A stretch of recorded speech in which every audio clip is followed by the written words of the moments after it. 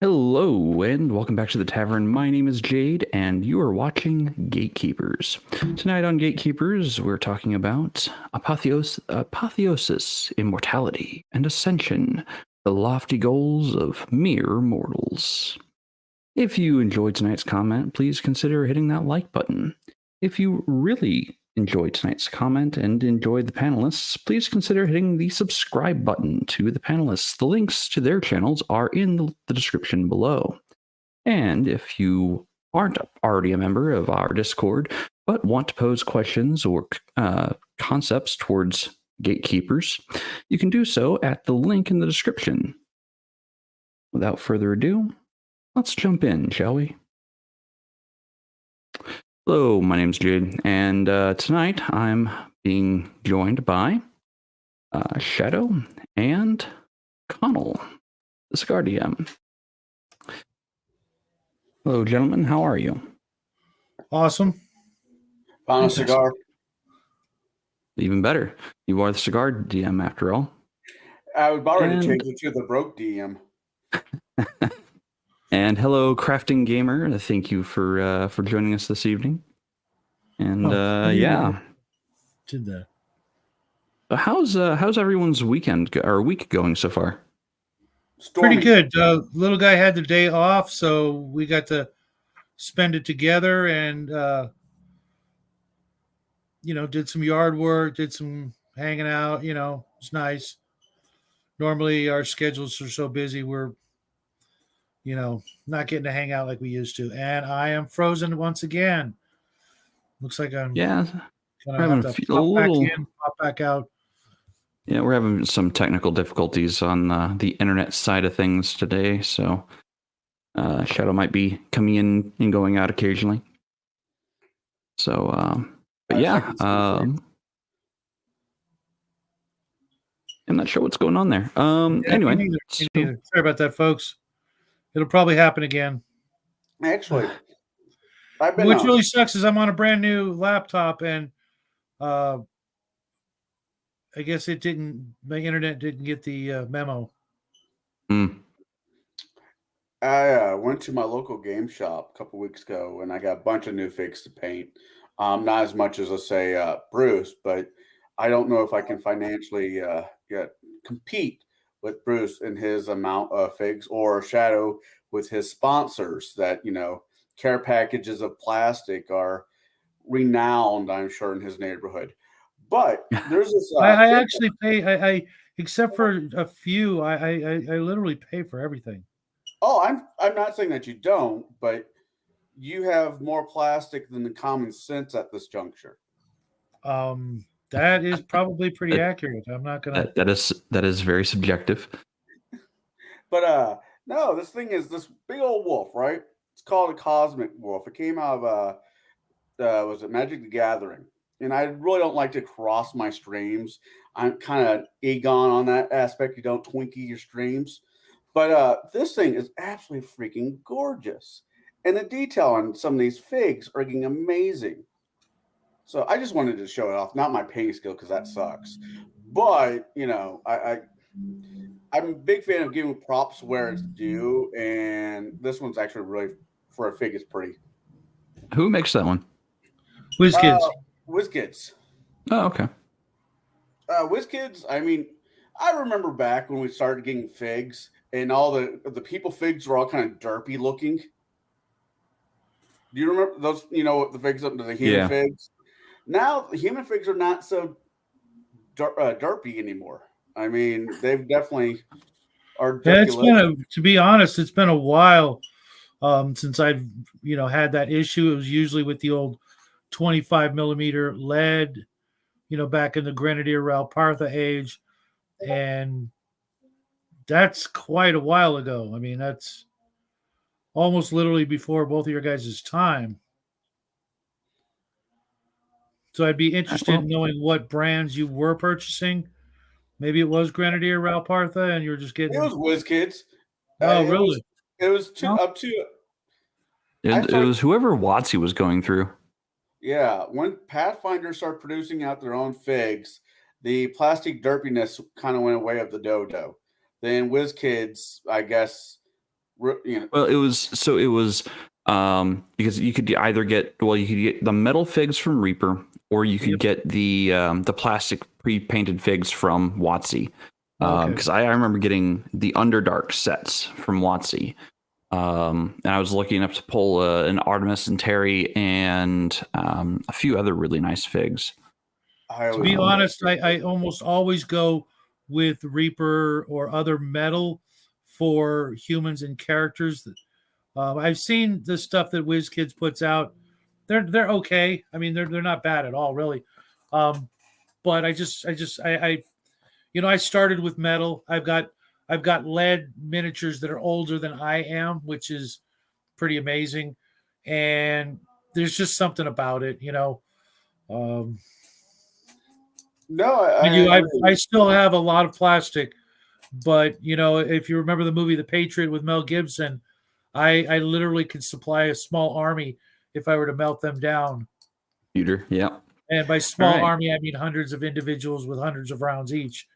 That's definitely one way of dying of lead poisoning twice over. Yeah, it's actually kind of a bit of a myth. Unless you chew those bad boys up, you're really not going to get any kind of issue. Or you're dealing with stuff that's really old and starting to decompose, or you literally rub them on you into open wounds. Although you can actually, from handling them, you can actually notice almost a burn, like a feeling of like kind of your fingers are burning if you deal with them a lot. I used to strip metal miniatures professionally, and I'm frozen again. I used to strip metal miniatures professionally and then get them back to the customers, and I would notice after a while of scrubbing and whatnot that my fingertips would be like, what the hell's going on? And I will be back shortly. Yep. The internet is being asshole today. Yeah, seems that way. While he's rejoining. So this week, we're discussing the epic rewards that are generally reserved for typically the end of a game. The stakes can't get any higher. The threads of fate can't be drawn any tighter. And even the very gods are set against the PCs. And what do I speak of? I speak of, immortality, godhood for the characters. And tonight we're going to be kind of going over some of our, experiences with ascending characters or having our own characters ascend. Or descend, as the case may be. Or descend, yes, because a character could fall from grace and become a demon or some other particular nasty. Well, depending on the rule set, if let's say you're at 0 level divine and you take a misstep, you could go have that stripped away from you and not be cast into the the pits of hell, but actually go back to being human. Godliness is not guaranteed. In some games, sure. And it depends on the rules set. If you've gotten to a certain point, and we did it again. Wow. I may switch back to my old device if this keeps happening because this doesn't make any sense. If you're going by some of the older rule sets, part of your divinity is granted by your followers and worshipers, and if they're still around, they may not know about your missteps, and they may still be pumping soul energy into you, and that could technically keep you somewhat divine. Yeah. So the first question for the evening is, have you ever played in a game or game mastered a game where player characters became immortal or ascended beings? Conall, I'm going to start with you on this one. Yeah, I'm going to switch devices. This is irritating. Twice. Both were actually your campaigns. One was a homebrew of yours, and the other one was the module from Pathfinder Wrath of the Righteous. One was very much mechanically press really into the campaign, and the homebrew, I think it was just this is the swan song, let's send off with a bang type theory. I could be wrong, but that's how it felt. I think you. So you've only been on the player side of it then. Yeah, I've not read it. I've not read. I have not. Yeah, I've read campaigns. I have not run a campaign where that's even on the board at all. I mainly run modules, and you don't become a deity in Rise of the Rune Lord or a few other ones. So no, I've not ran them or really brought it to the table as whole because I don't know how it fit in the campaigns I normally run. I have nothing against it. It's just not the jam I want to add with my peanut butter per se. Okay. So if given the opportunity to run a campaign that allowed player characters to ascend or become immortal beings, would you take that step? Well, let's step back to Wrath of the Righteous. Rip out Mythic until X level. Maybe 15, 16. Then treat it as a 0 level divine. Because at that point, you got 5 more levels. And with Mythic, you might as well you're on your way to become Godhood anyways with that ability. So if I were in a module like Wrath of the Righteous, ripping it out until a later level, then adding it in, I think mechanically would work. Plus, it make the enemy NPCs more of a threat longer than, well, this is not a jab at you at all, but longer than the book really made them out to be.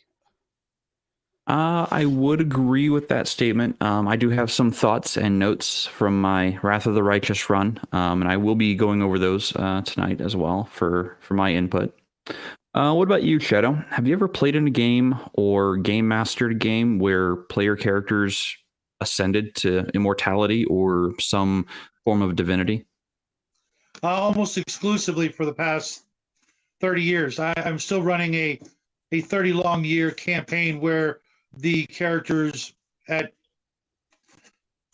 15, 20 years ago, some of them divine ascended, while some of them, the elves in the group, did not because they didn't need to, so to speak. They were still going to be alive. Their lifespans weren't ticking away like everybody else's were. And even though they had done all of the requirements, which I want to go into in just a second, they had met all the requirements and could have at any moment divine ascended, but said, nah, not doing it. And as for the requirements, I'm going by the old original, yes, it is duct taped up, Deities and Demigods book, where you needed to have stats higher than the current, normal maximum levels, which meant for AD&D, it meant well beyond the 18s in your prime rex, let's call it. If you're a fighter, you needed to have, a 20-something strength. If you're a wizard, 20-something intelligence, that sort of thing. Then you needed to, obviously, like I said before, have a large number of minions and followers who literally believed you were just short of godhood or actual gods, depending on how you want to look at that particular scenario. And then you literally had to go on quests for your deity to, kind of coerce them into letting you join the ranks of the deities, in which case you would start out as something akin to the Beckme Immortal Rules book, first level god after you divine ascended. And even then, there would be between like 100 and 250 year period between ascending and being a first level god, which I guess was like, college or something for the gods, so that they could graduate and fully become a god, understand their powers and things like that. And then you'd be literally a deity, which meant for the most part, most of your old followers would have died of old age and had to continue on that church of you to keep the power flowing. I like the way Palladium did it in one of their books that is basically the deities book, and in Palladium terms, shows you like how many points of magical energy you need to be generating through your followers, and how many you would have to expand and what you could do with them, which were some pretty incredible feats of magic that you could pull off as a first and upper level deity. Okay. So you actually had the rule book for what was needed to actually be able to ascend. Several. I had the deities and demigods, the Beck Me Immortal rules, and the Palladium. I forget what the book's called, but it's gods and something or other, and it's between the three of them, it's quite challenging for the players and the DM, and it doesn't have to be all about hit points and monsters. There's so much more, especially if you like domain play. Then you're at the apex of domain play. Now, I want to go back way back now that I'm thinking about my character for your homebrew. Was he really divine? I mean, he became a saint, and I mean it. So yeah, he did technically ascend, and I'm gonna get into that in a sec. He did technically ascend to sainthood, which means he did finally die. No, he was immortal. That is the kicker, isn't it? He was perfectly immortal. He was just not. His soul moved on from the material plane. Okay, well, I've yet to get Let's back put to it that the way. campaign. I need to find a way to recover a few things. I've been told. So I've run a few games that have gone godly. It's actually one of the very first games I ever played in as a player. Went all the way into the epic levels. We went into like past level 30, past level 40. And eventually, my buddy got a hold of the Deities and Demigods book for 3.0, because that's what we were playing at the time, was 3.5 3.0. And he's like, "Hey, let's delve into this. Let's see where this takes us." And so he developed this whole plan for our characters to get 5 divine ranks over the course of 10 levels of play. And again, this is like epic levels, so it takes literal months worth of sessions to level up once. I'm talking like over the course of 5 months, you might level up once. And we continued playing, and it was quite the experience to go from not just the 0 to hero, but from the hero to the legend. And that's really what I found so appealing about playing, in the hobby. It was like, not only does your character go from a nobody to a somebody, but then go from a somebody to a world-renowned legend. It's like, yeah, that's awesome. I want to continue that kind of play. So I took that concept, I said who wouldn't, but then I thought of certain people in our community that would just never, ever, ever do it. Sure. But I decided to take that concept and run with it. So I told the next story in the game world after that other story had come to its natural conclusion, and the fact that we all moved away and the group kind of fell apart. But I told the next story, which also went through Apotheosis, and this is the one that Conall's talking about. Is I had several characters. I think I had like 6 or 7 characters in the game, and by the end of the game, I think it was for the last encounter or two, they had reached their 0 level divinity or their other similar reward. For Conall's character, it was sainthood, because he wasn't one of the chosen. I'm using that word lightly or loosely, because his character wasn't in the original group who went through the first trial. So because his character missed the first few trials, he was not on the same path to divinity as everyone else. Yes, Shadow. When you said when you were talking about the requirements in game term play to get, X number of levels to get X number. Was that a by the book sort of thing? And what did they mean translated into literal hours of playing? So Because back at that time, I was literally playing like 8 hours a day, 7 days a week, which is kind of a lot. To answer that, he came up with the 10 level thing on his own. It wasn't actually by the books. He didn't use the requirements or the stuff in the book for like what you need to do to ascend. He had his own concept he wanted to run with, and I agreed because I liked where he was going with it, and I ran the next story of it and used the same kind of rules, same kind of trials basis. I see what you're doing there, Bo, with what is your name? What is your quest? What is the airspeed of an unwilling swallow? Anyway, no, so as far as hours of play, we would play between 6 to 8 hours. Unfortunately, because we were also still students at that time, we could only meet once a week because the rest of us also had other school activities or club activities. So we'd only meet once a week, and we played every weekend, almost every weekend, I think 48 weeks out of a year for about 5 years in one game. And a lot of people might think, oh, wow, that's a lot. No, it's really not. It's only 48 weeks times 5. It's really not that many. But we also had like side things happening and like offshoot stories that our characters would go do in the downtime. So can I address something Bo just said? Actually, the game I'm talking about, Bo, it was an amalgamation of Traveler, D&D, Palladium, and Villains and Vigilantes. So there were characters that were literally immortal. There's one friend of mine, he has a character who not only developed clone technology, but also the equivalent of a more advanced version of the Total Recall, we called it technology, where you could implant memories and record your memories and therefore transplant them into clones.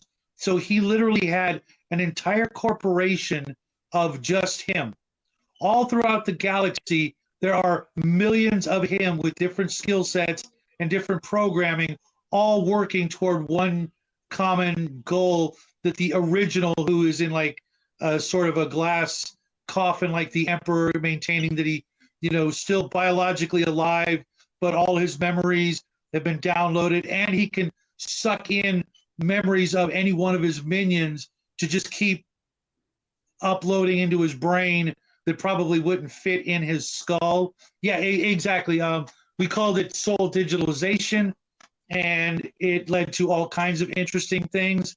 And along with, mind you, they had the Total Recall technology, cloning technology, and the equivalent of Star Trekian replicator technology. You meld them all together with transporters, and you get some interesting combos.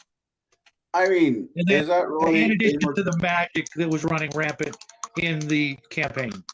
Is that really immortality, or is that just a reset button that you have on your? Well, define immortality then. Immortality. What is immortality? I've always took the concept of immortality is you don't rock out. Well, I'm trying to find a way it's not you're not rocking out into another body. You're not hitting the instant replay. You're downloading your mind into a different body. It's one body for now until when the stars blink out and beyond that one. The Highlander series is technically a fantasy, but even that immortality. Well, I don't know about that. There is this thing called Highlander 2.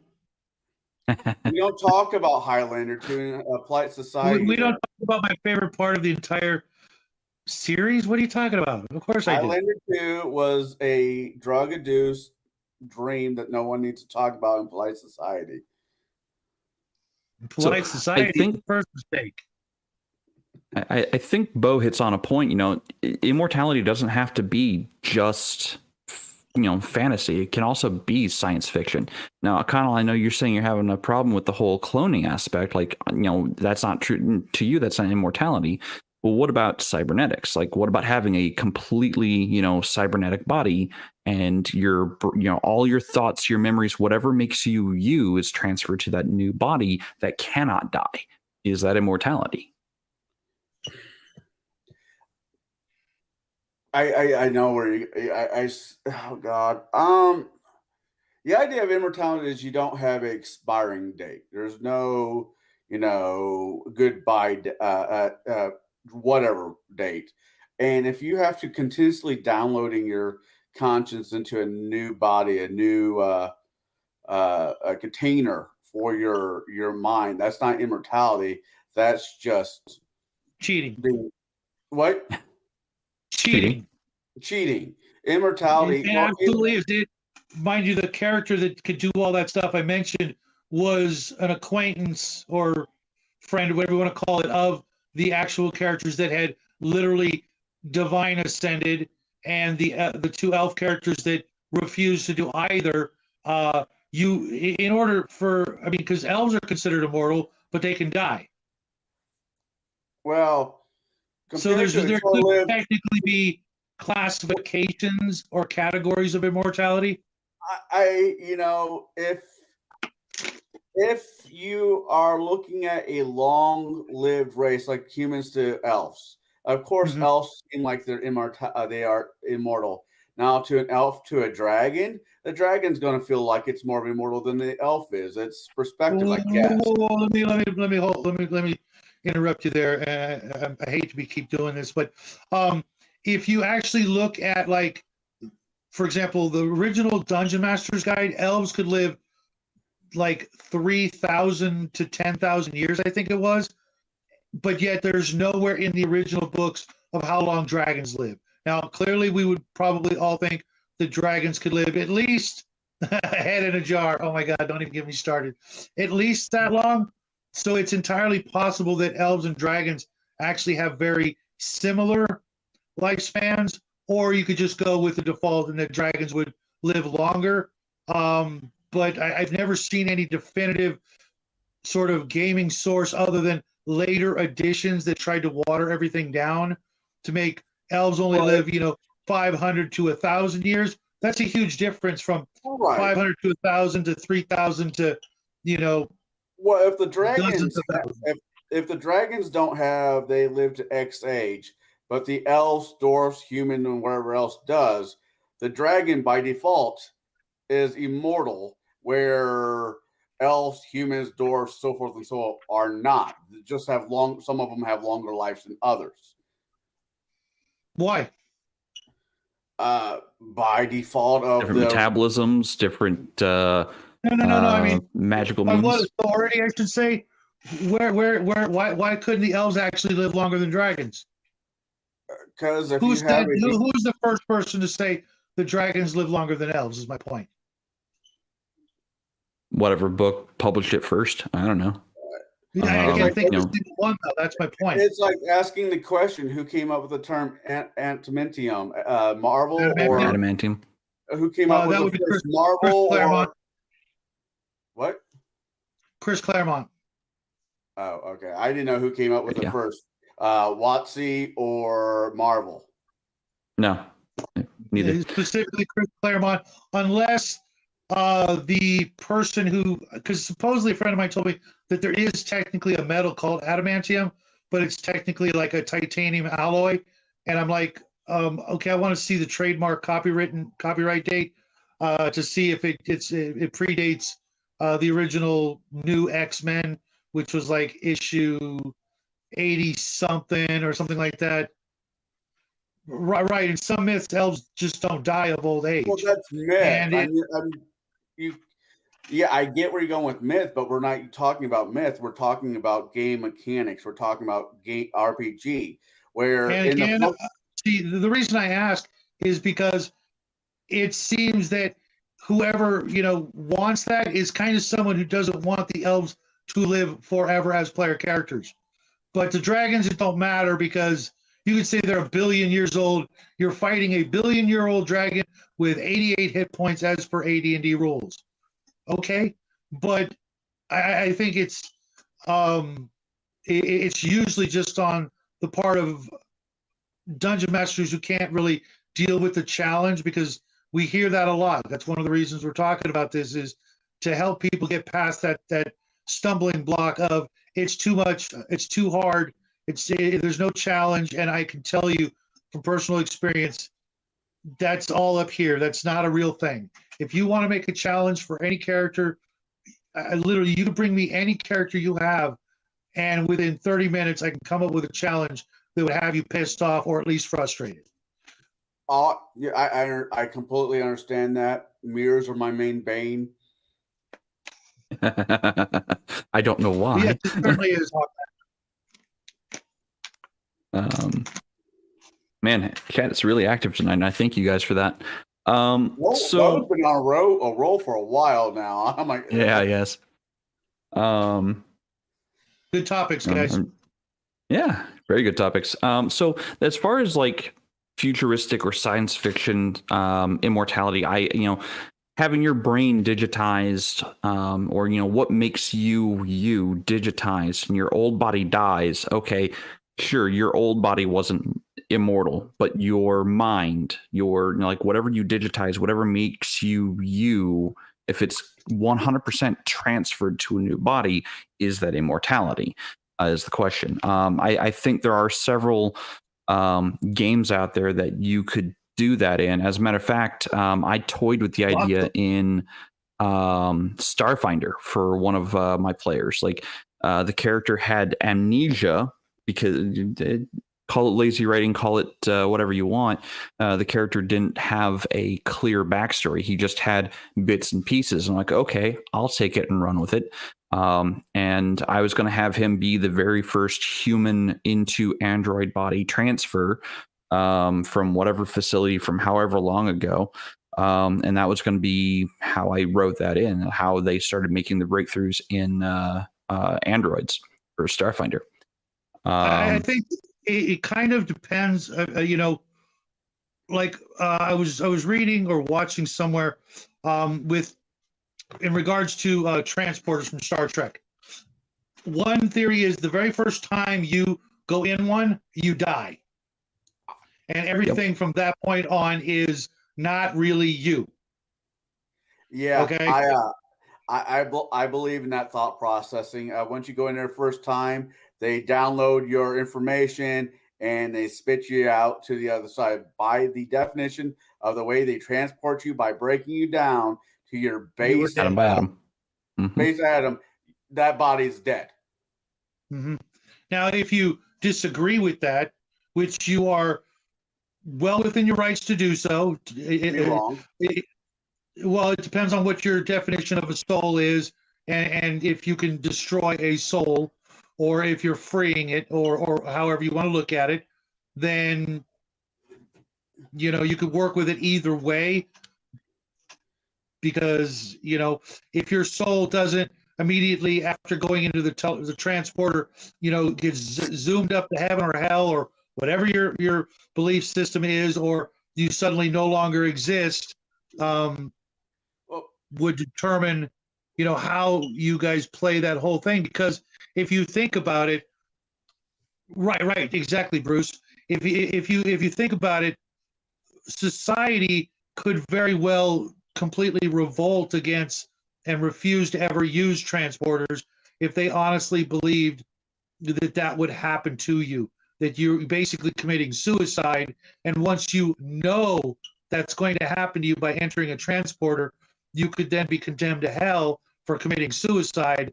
That could cause all kinds of if it got out that literally the transporter companies let it out somehow, and people found out that, well, technically when you go into a transporter you're dead, but you still get to live as a fake clone that acts like you, etc. But technically something leaves the transporter room and we can't get it back into your body.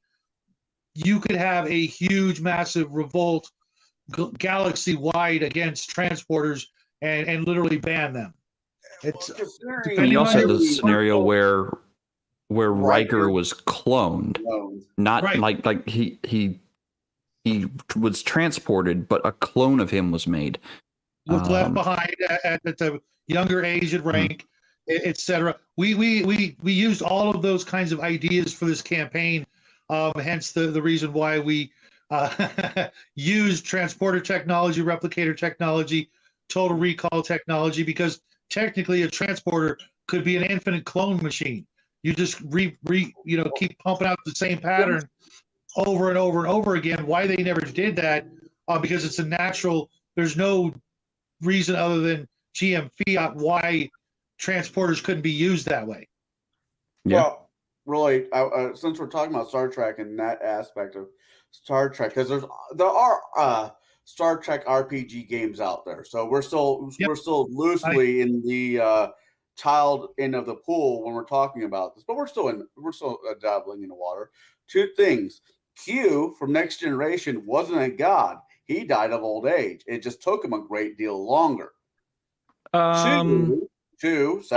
I don't know if that's accurate. I haven't seen all of that, but the second one is if you are running a game that allows transportation like they have in Star Trek, a sci-fi game, I think there has to be a conversation with the players. This is how I see transporters work. This is my, I'm going with Star Trek where it breaks you down to your base, elements and sends you from point A to point B. Well, it copies you and faxes you to a different location or emails or whatever term you want to use. I think that would have to be a conversation between you and your players before doing. But the simple transportation isn't the immortality part. It's the idea of, because it puts you back together at the same age, so you're still going to die die of old age eventually. That copy of you, if it never steps into another transporter, will die when that time comes. Even if it does step into another transporter, it's still the same you, the same age being transported. It's not a younger version of you that ends, or lands. It's the same age you. So it's the same atoms, same molecules, same same number of protons and neutrons and electrons, all rearranged again. That's not the immortality aspect. Well, it's not that far of a leap to say you're a very wealthy individual and you've never been through a transporter, right? And you decide to go through the transporter but save that file, okay? And then later on down the road, you're older and you find a way to integrate the two files together so where your body is technically younger. I mean, there is some ethical things there, but tonight's show is not about ethics. It's about apotheosis. I was about to say, if you want to be just immortal, showing people a way they can do it. Yeah, tonight's show is not about ethics. Yeah, no. Going back to what Bruce said about Scotty, Scotty was stuck in the buffer for 60 years at that point. He should have died of old age twice over by that point. So, once again, you have to just make sure if you're going to use that. Well, I can't see the chat, but copies of copies. Yeah. So no, I definitely want to talk to my players if I brought in these Star Trek transporters and say, this is what my thought processing on that one. But that is not the ticket to immortality. Well, it could be if you got stuck in a buffer. It's not really immortality because he's still aged. Right, but you could use that technology. If you had no ethics, you could use that technology to cheat the system. Well, The closest I've seen to immortality in science fiction is actually Altered Carbon. I enjoyed the hell out of the television show. I've heard the books are far better. Didn't it leave us hanging at like season 2 or 3? That's after season 2, it leaves you hanging. But the books go on. And the concept there is you are not your body. You're not, the physical makeup. You are the stack, and the stack is you. And all the digital data in there is who you actually are. Everything else is superfluous.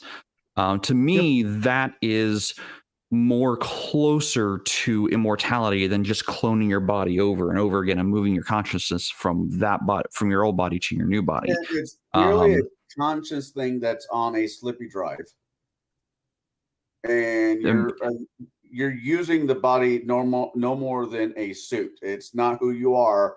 It is your suit that you wear for whatever reason. Then I can't argue that, because the conscious, you are the chip, or you are the jumpy drive. You are not your body. Thought processing would be immortal in the buffer.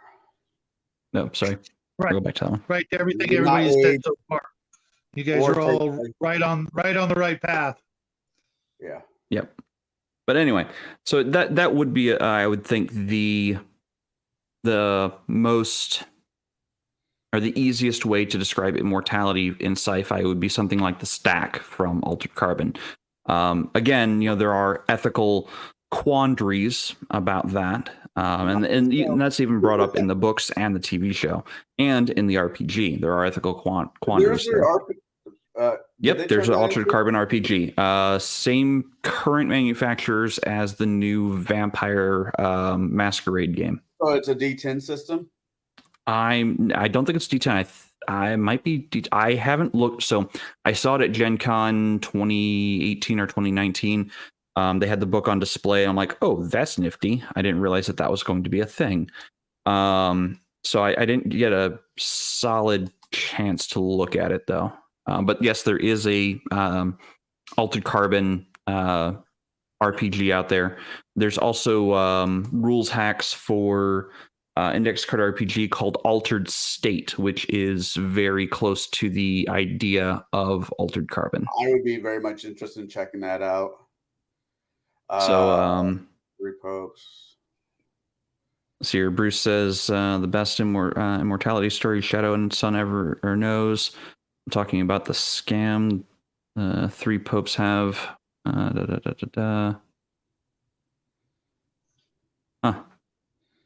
Not sure about that one. I don't know what you're talking about there, Bruce. That's Mutant Chronicles. Nice, Bruce. Oh, very nice. Okay. Yeah, I wasn't following. Yeah, they're three brothers who are take each other's. They trade places for a few hundred years or whatever. But yeah, that sounds oddly familiar to somebody else's campaign I was in, where he was just straight out immortal, where he would just hide and come back and hide and come back. So anyway, let's get to our second question for the night, because we're 45 minutes in. Oh my goodness. We might have to we might. This is a pretty deep topic. Or to be continued, but was not in the plan. Yeah. So that's how you make a topic immortal. So this question, I think, has come up in the comments. Do you oppose the very idea of a player character gaining this kind of power? If so, can you offer a reason why? And if not, can you offer an explanation for others who oppose it as something to consider? Shadow, I'm going to start with you. Do you oppose the idea of characters becoming immortal? Clearly, I don't. This is what I would say. If you guys in your group, you're enjoying the characters to a certain extent or completely, with the exclusion of all other campaign ideas or game ideas, give it a try. You can always, say, I need some time to come up with stuff. If you guys want to keep running these characters, go out and buy me, your friendly neighborhood DM, all the books that I need so I can keep running your characters for you. Again, ethics. Because that's well within your purview to say, look, I'm not ready, but if you've got a group of 4, 6, 8 players that are, take care, Bo. We'll see you real soon, I hope. You've got your players that want to play these characters, and if you want to keep, dungeon mastering for them, you might want to, consider it. It can be done. There are numerous systems out there that you can switch to. You can literally switch from one system to another if it makes you feel better and makes it easier for you. Because some systems start you out at first level God, and that's the rest of the game is getting up to higher levels. Beckme did it. There's other game Exalted. systems out there. You could go. I mean, even Exalted could work that way if you wanted to. But to just say no because you can't keep up with the challenge, then we'll say or maybe have one of the other players take on that role and see if they can do it. Because ultimately, if you don't have players and you don't have happy players, you don't have a game. You know what I mean? And not to say that you're under, they're in control, not at all. But there is a happy medium, and it can be done. It can be done with a lot of satisfaction on all parts, because trust me, if you entertain the idea of playing these high-level games, so to speak, it will improve your lower-level games because you have all that new stuff to go back and add to the next time you run a first-level game. You've got all this lore that was created by the other players, and if they happen to be the new first-level players as well, they're already ahead of the game. They already know the world. They're already invested. Yeah, I want to be a first-level priest to my friend Jeff's character because that's the kind of character I want to run now. But now you've got these multiple layers of the game stacking up, making a much more enjoyable game for everybody. Trust me. And a deeper lore in the world, too. Much. So, Conall, what about you? Do you oppose the very idea of player characters becoming immortal or gaining the powers of gods? Yes and no. Okay. So, why yes? If the campaign that you are running or your DM is running has a organic leading into that, sure, not a problem. But it can't be.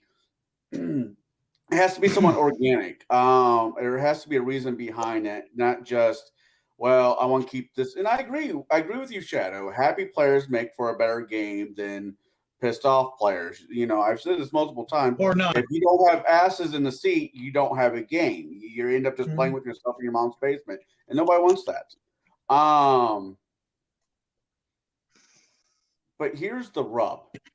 If you give a person immortality, 0-level divinity, let's just go with 0 divinity, not first level, not go play Twister with one of the major small G gods in, let's say, D&D. Let's say 0 level.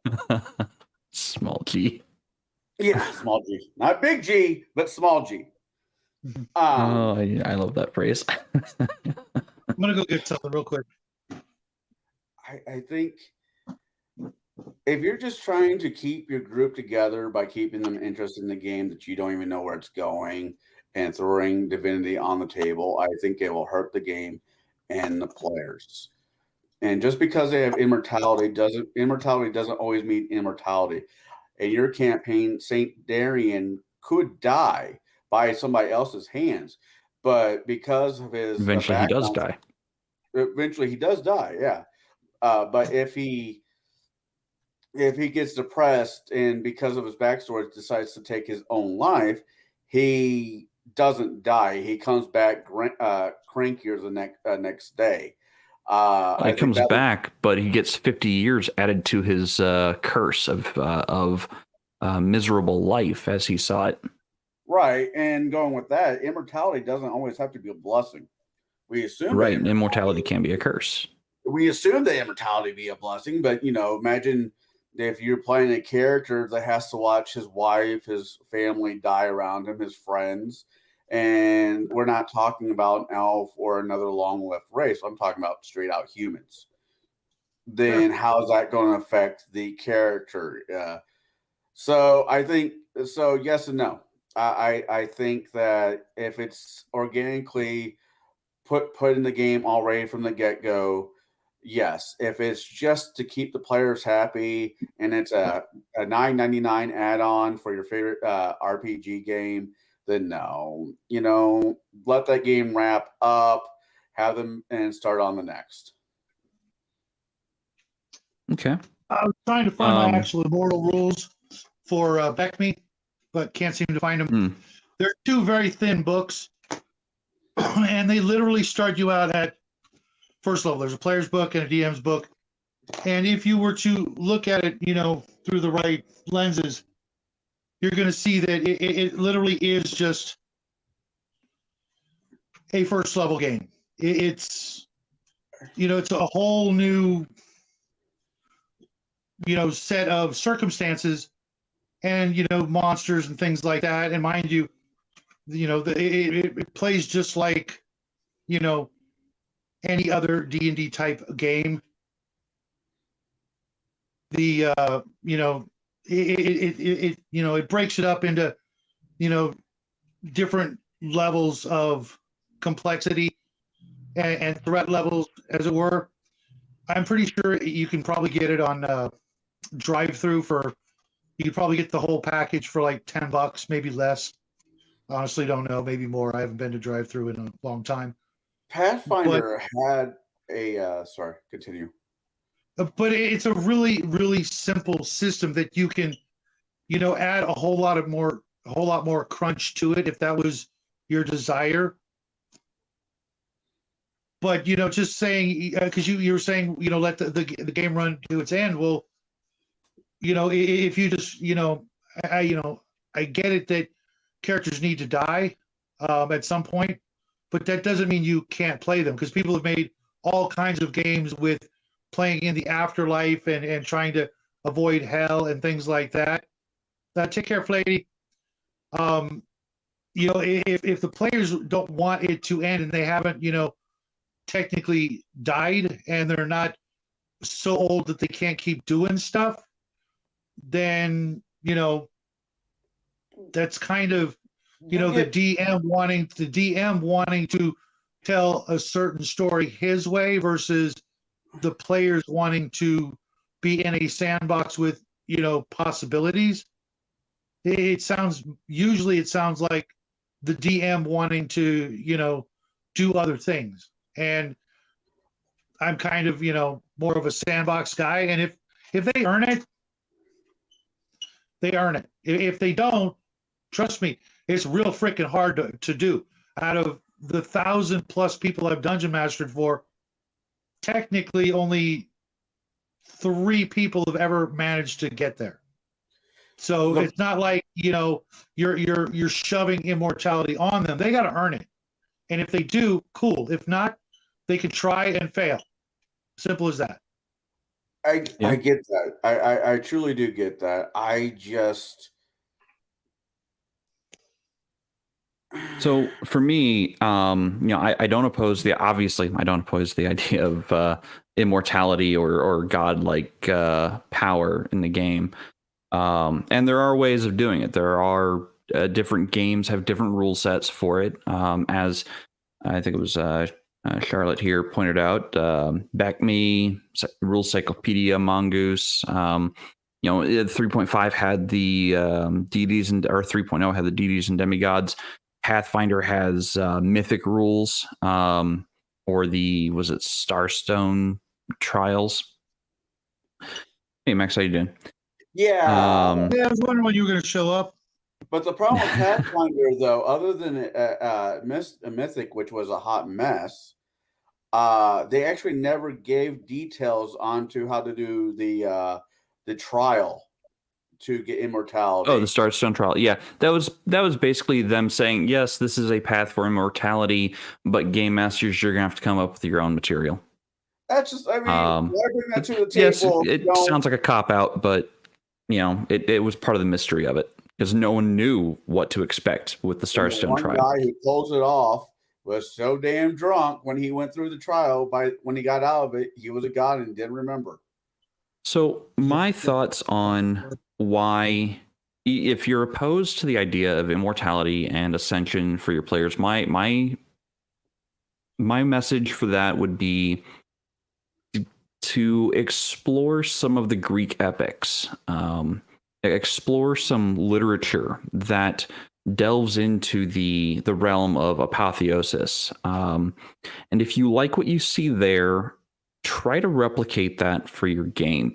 Find the trials that might fit your players well, and will not just challenge them, but also invigorate their ideas and bring new inspirations to their characters, and see what happens.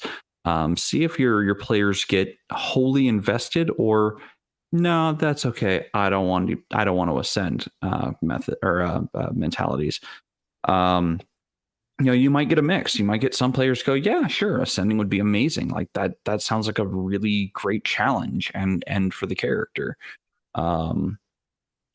So like I said, I've done it multiple times in multiple different games. Wrath of the Righteous, my own homebrew game, and then the game I played in, which was also homebrew, part of the same world as the homebrew I ran. It can be a lot of fun. It really can. So, speaking of trials, and I'm gonna send this to Conall first. What kind of trials did you, as the player, or your character rather, what kind of trials did your character face in preparation for their eventual elevation of status? You remember? I started thinking with the sainthood, we went with the old, basically the Catholic dogma for sainthood. I think I had performed 3 great miracles and normally be very dead. Well, the problem is I had a habit of dying and still coming back, because at a certain level, death is not really an issue. It's just a minor inconvenience and inconvenience.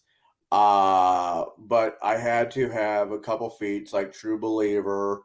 I had to be a divine. I had to find a deity that would grant it to me. I think it was a Dwarven. I went with the Dwarven gods because I was a gunsmith, and a smith is a smith kind of theory on beyond that one. And there was a few other small things I had to do. Well, I shouldn't say small things, but a few other things I had to do before I become a saint.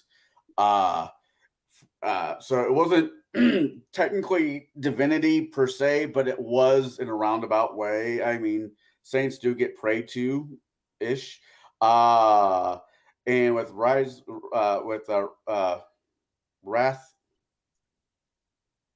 Wrath of the Righteous? Yeah, I basically had a building fall on me. And you survived. I had a dragon die, fall into the building. The building fell on top of me. Its blood poured on me, kind of like that old Norse mythology of Siegfried. And I became first level mythic, which I didn't really do anything. I was just at the wrong place at the right time. I actually, when I was coming up with that background for you, because in Wrath of the Righteous, everyone kind of gains the ascension at the same moment, at the end of the first module. For me, because you would join during the second module, I was writing in something that was more akin to the Achilles story, where instead of being bathed in the river, you were bathed in a ascended being's blood, and it permeated you. I was just thinking Siegfried because of once Siegfried bathed himself in the dragon's blood, his skin basically became invulnerable to everything except for a small patch that was on his shoulder. You're right with the Achilles, everything but his ankle was basically it's the same story, only one's with dragon blood and one's with the river of Styx. Yep. Oh yeah, no, Ambrosia. Yeah, Oh, that I she was mean, smoking too, wasn't she, Bruce? Um, so okay, so you do remember some of the Ascension moments then, and some of yeah, the I trials. remember. I remember. I mean, with Darien, it was more drawn out. It wasn't like a prestige class where okay, I have all the recs, I can just hop over. It was all right. From you have to pull off this, this, and this, and it was a multi-level process. It wasn't just I got 15 in wisdom. I got I got 15 in this Mhm. rank.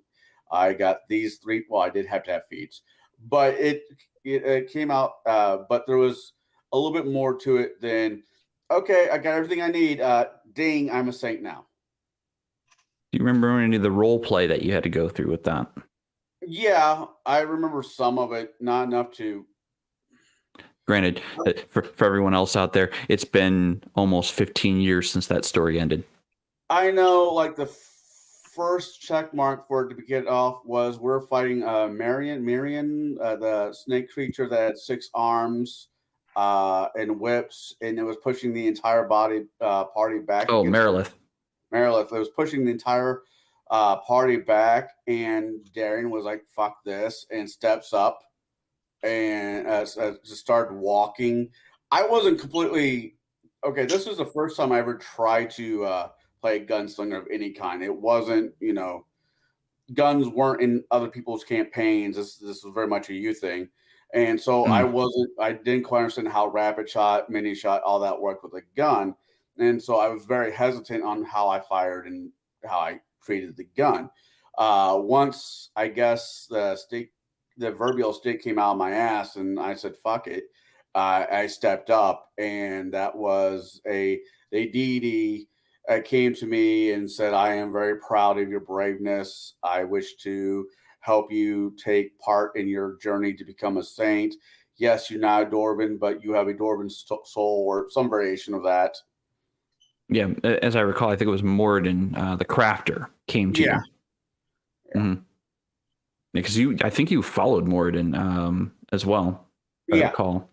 Yeah, because he was Darian came from a family of his dad and then him were gunsmiths, and it was a craft, it was a weapon, and the only people who really put up with it was the dwarfs, because the humans were like, sure, elves were like, well, we don't like this, and we're going to show you how much we don't like this, bastards. And they cursed you. Yeah, pointy ear, green blooded hobgoblins, and so yeah. No, I remember a little bit of the RP, but yeah, as you said, it was 20 plus years ago. I really, really love to return to that character or return back to that world once again to save these holy relics that one has been displaced. That bugs me immensely.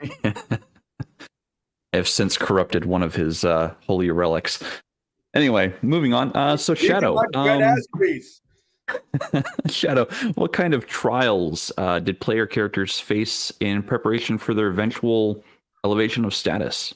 Well, like I said before they can even be considered to go on like a trial, they're going to have to do some earth-shattering things to raise their stats. Now, mind you, in AD&D and other Dungeons and Dragons original derivatives, to get your stats into those 20s would be like finding 30, 40, 50, 100 wishes to waste, so to speak, to get your stats up there. It wasn't like one wish per stat point.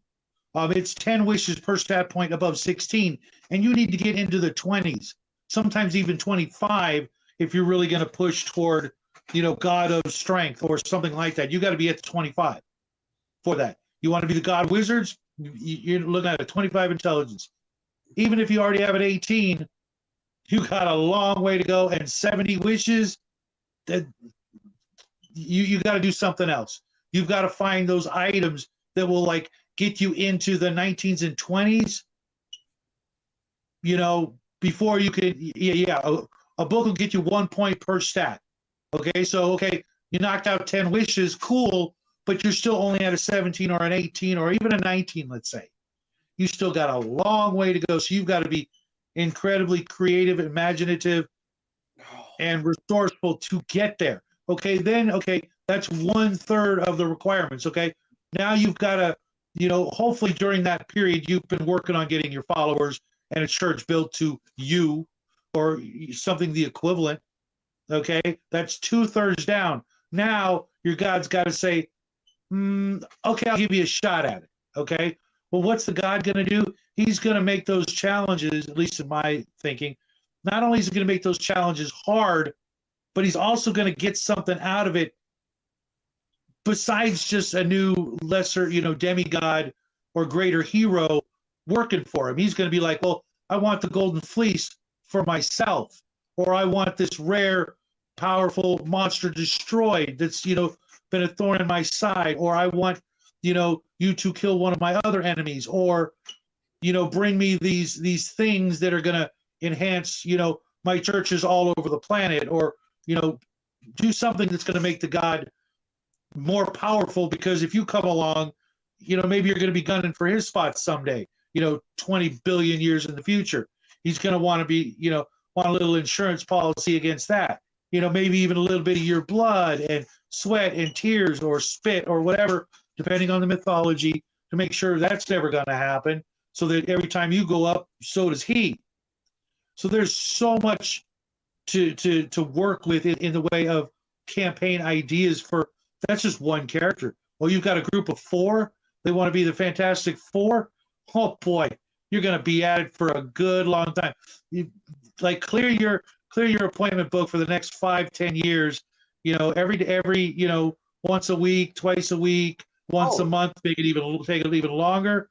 You're if you can get all that done, okay. If I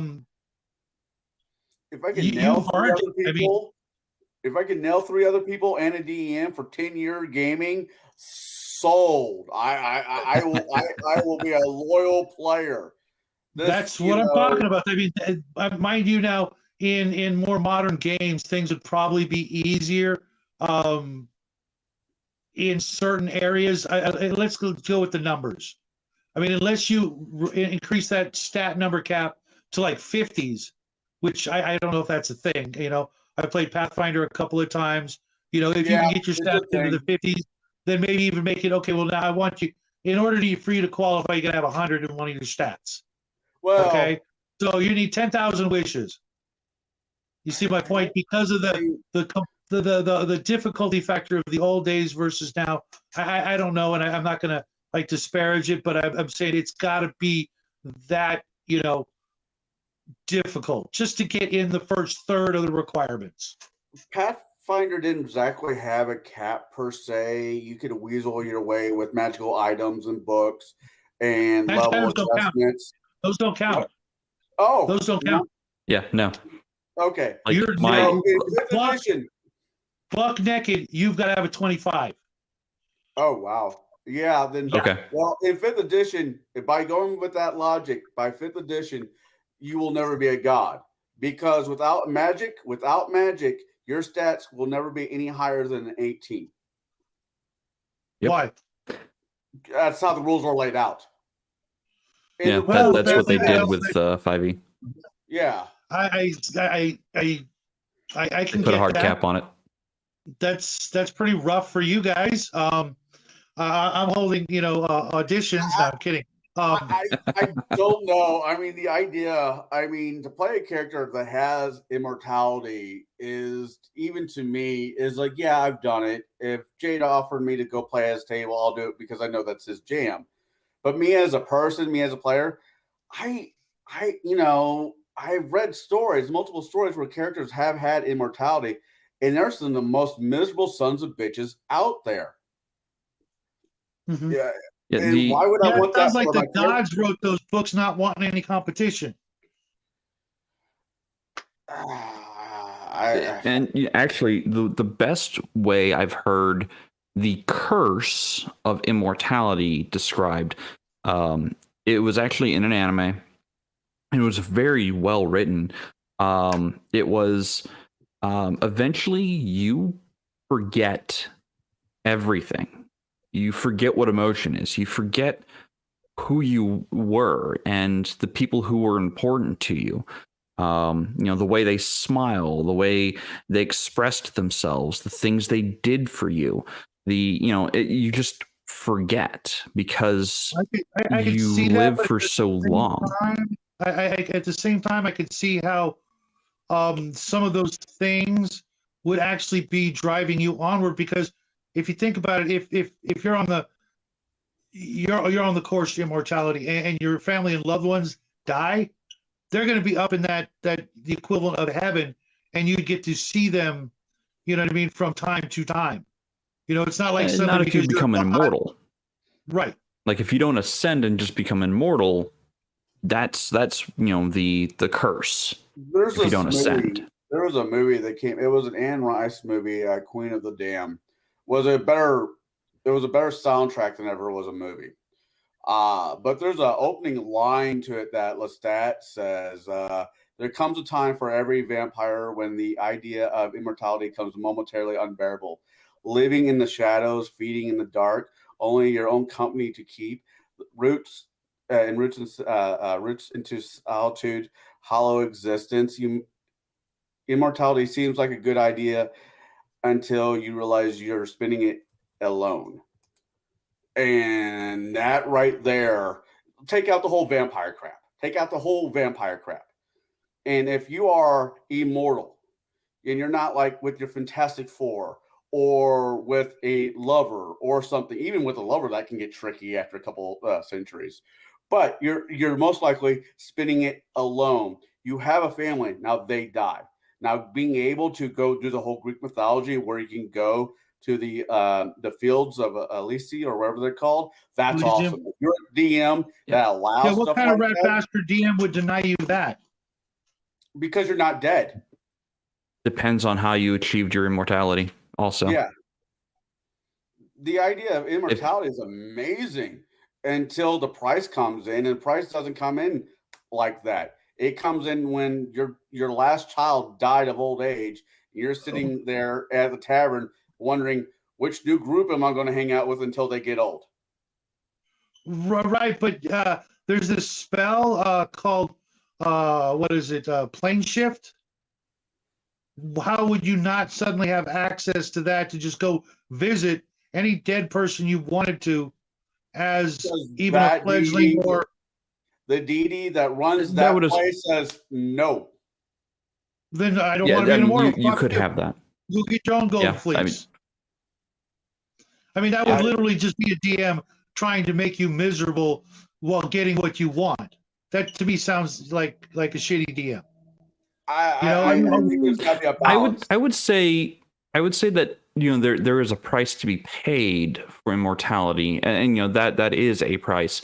But there's also the aspect of, okay, you want to go visit your family who died eons ago, and you want to go to the plane of Elysium, and the god there's like, well, you haven't passed on. Why would I allow you to seek the eternity of happiness with your family if you haven't passed on? You're not playing in a game with the spells that allow mortals to go to those places. There's plane shift, contact other plane. There's all the other plane traveling abilities out there. It's suddenly because you're up. But not to player characters when they're not immortal. What if the plane of you know what I'm saying? No, I understand what you're saying. It just really depends. Also, and I said this before, it has to fit the game, the story organically. If it doesn't, then thank you for paying $9.99 for the add-on feature to my campaign. Well, the other aspect of that is as well is if the person was cursed with immortality and they can't get there on their own, absolutely. then you want to make them miserable. That's part of it. Yes. The aspect there, or the challenge, or the trial there would be, they would go to the god in control of the afterlife and be like, I want to pass on. Please help me. Yeah. And then that god would either assist them and give the set before them trials to complete, or not. And who knows? They might become the next god of that realm, and then they get to be with their family and whatnot. Who knows? Whatever you want to do at your table. I was just thinking, I was on the topic to run. If you got a set of players that want to become deities, I mean, for whatever reason, Mm-hmm. yeah. This is for you, Max. I love you too. I love you too. If you roll back the edition, even playing modern edition, but roll back the edition lore with Faerun and doing the Time of Troubles, where all the deities got kicked out of heaven because they're being dicks to their worshippers. Now, a couple of those deities didn't make it back up those stairs because they got ganked, and their portfolios went to other people. Now, I'm not saying it has to be an evil campaign, but dudes like one of the gods fall from their status to being human, and it's an evil god. It's an evil god, and you have a way to knock him off. You have a way to end his corruption, his villainy, and by doing that, you pick up, you and your teammates, or you and your mercenary group, because that's really what you are, pick up pieces of his profile. That would be one way to do it in a setting that I could live with, per se, because it's technically already lore before it went weird. So I would do something like that. Does that make sense? I mean, you could totally do the whole God of War Kratos thing. I was thinking that, but I was trying to stay with the D&D lore. You kill the god and you're destined to become them. Yeah. Or what was that line from Riddick? You keep what you kill. Yeah. Well, thinking about that, and Mar Hawkman, I think, brought it up earlier. I'm gonna go back to his question here because I've actually got it in my notes as well. Sorry, looking through. Let's see here. Oh, here we go. If a player is immortal, how to make the game a challenge? And that is actually what my next question is. If you choose to continue playing with characters who have become immortal or have ascended through Apotheosis to minor divinity, little g, what kind of challenges do they face? Like, what's actually at stake for them? Why did these freshly ascended characters, what do these freshly ascended characters need to deal with? So Shadow, I'm going to start with you. How do you challenge characters who have ascended? Like, what kind of things do you set before them? Well, let's get the easy stuff out of the way. If you're talking monsters, you just beef them up, whatever it takes. You look at the character. That's why I always recommend having a complete copy of all your players' character sheets. That way there's no surprises. You know them just as well as they should, because you should. You may even want them to just leave their characters with you at the end of the game. That way they can't say, lost my character, can't find it, well, lucky for you, I got a copy, or I've got the original. Okay, so monsters, that's a no-brainer.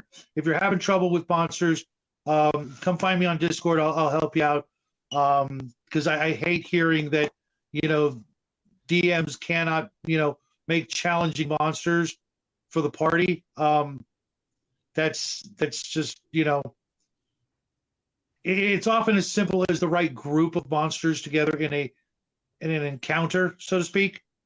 Then you've got the day-to-day challenges. Okay, Superman is still a comic book, even after cruising close to almost 100 years, 80 years old, some crap like that. He just had his 75th anniversary not that long ago. Okay, 75 years of, pretty much as far as I know, an issue every single month. And it's not always monster, supervillain, monster, supervillain. Half the comic book is filled with day-to-day challenges.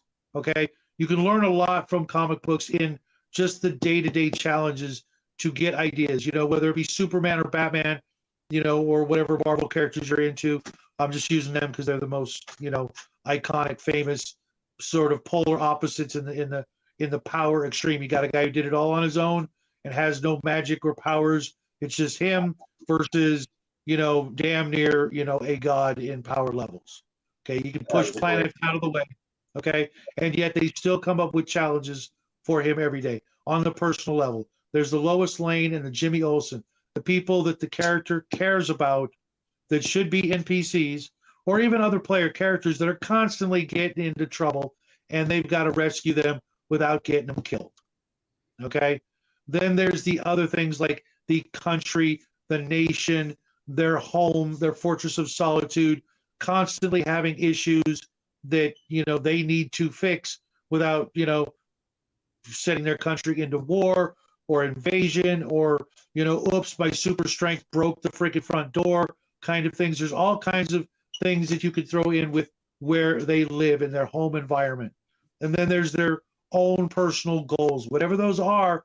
You can, don't take this the wrong way, but attack them with issues and problems and complications. What does the character want, besides making sure that Lois and Jimmy don't die and that their country doesn't get invaded by aliens? They might have some other personal goals. You just set little setbacks here and there for each and every one of those categories, or beef up the hit points or whatever. There's so much to work with. If you need a sort of structure, maybe write down what I just said with those 4 categories of things that every player has, those things they want to protect and keep safe, and you go after them.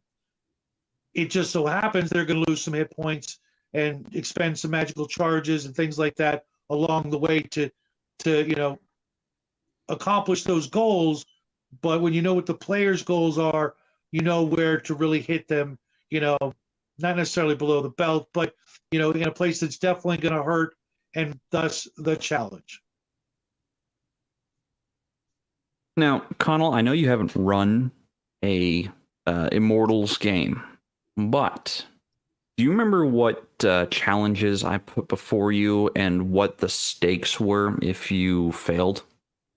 I know I can answer both questions because I've actually thought about. I've thought about it. I've over the years I've actually thought about if I did Divine Game, what would I do for? Okay.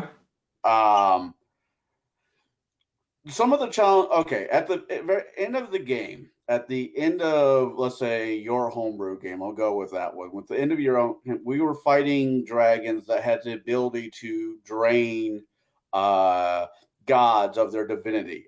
Small g, not big G, small G's of their divinity. Oh, they could eventually eat big G's as well. Eventually, but at that juncture that they were, could only drain, like I said, small G's, because of what they were.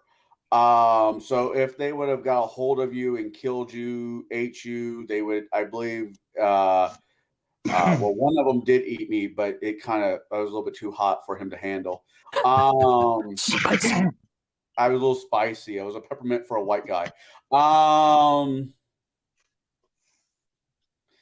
Yeah, which is a fun story all to itself, but that doesn't need to be not the peppermint, but how I dealt with that dragon can be said out at a different time. Yeah, they basically ate you, and that spark of divinity that was in you got transferred from your body to theirs, which jacked up their hit points, their AC, all kinds of nasty shit. It's been forever. It's been 20 years. Am I even close to being right?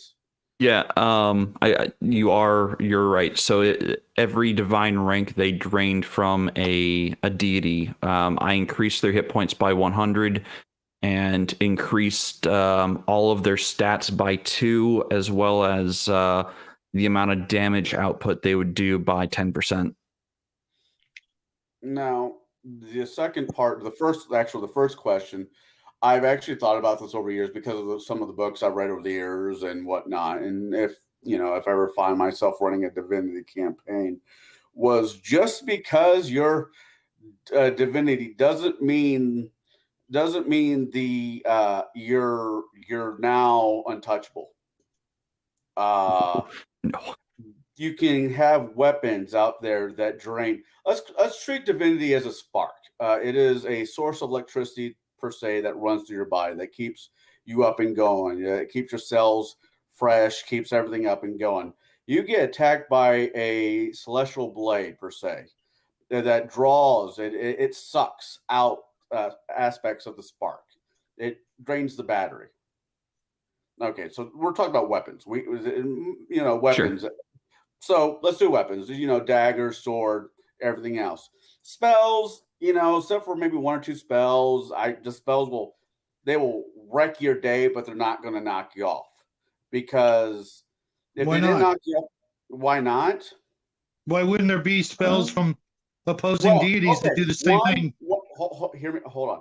1 through 20 spells are not going to touch you, because people at 20 are not divine. They don't have the special oomph behind their spells that it's going to hurt as much as, let's say, a other character who has divine. You just went from the minor leagues to major leagues. The villainy list has changed, has upgraded. You're fighting shit that you had no business fighting up until you hit 0 level. Go to Greek mythology with Hercules, where he had to go get the apple, the golden apple, from the three sisters and the dragon. So that dragon has a little divine to himself, and the sisters, they're all divine. Well, his abilities, because he's divine, he has that special battery in him, that triple G battery attached to him, small G, not big G. And his attacks, not attack so much your HP, but attacks the battery itself. So eventually you wear out. It goes after, how you have a con, you have to make con saves. You have to make a divinity save. Or your HP actually starts to lower. Everything about you get weaker. Have the juice sucked out of you. Right. Going back to what Shadow says with Superman. Superman is the baddest man in the DC universe until he runs into anybody cast magic, but we're not talking about that. We're talking about Kryptonite. That's where I was going with Kryptonite. With Kryptonite, it was able to drain his abilities. So if you have a Kryptonite dragon, whatever weapon, Celestial Steel is what I'm calling it, because I got from series, was able to drain the battery. There has to be, just because you have divine abilities doesn't mean you're the biggest, baddest son of a bitch on the field. There will always. Oh, absolutely. As a DM, you have to remember this. Your players might think that they're badass, but you sometimes have to put them back in their place. And having them getting hit by something, this is not going to hit me. I'm XXX and I have mythic, ... Oh, fuck.